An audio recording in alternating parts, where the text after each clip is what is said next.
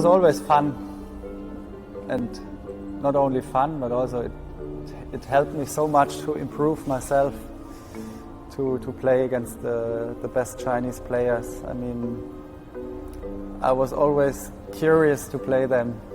I always wanted to play them. I was never shy to play them because I knew afterwards I'm a better player. It doesn't matter if I win or lose. Afterwards I'm always a better player when I meet them.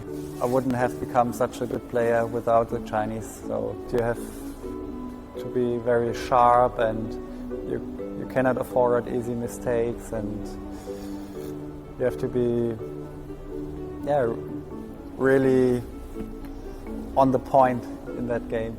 You cannot have a bad start, or if I play Chinese players, I have to be prepared from the first ball, because I cannot.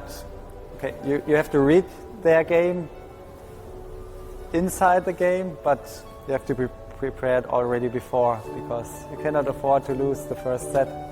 Otherwise, they get more self-confidence, and they even play better and better.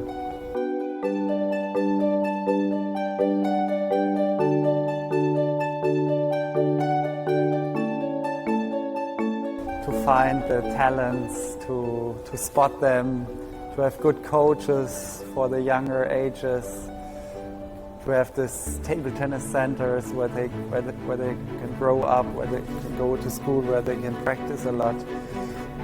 This is unique in China, and that's their biggest strength.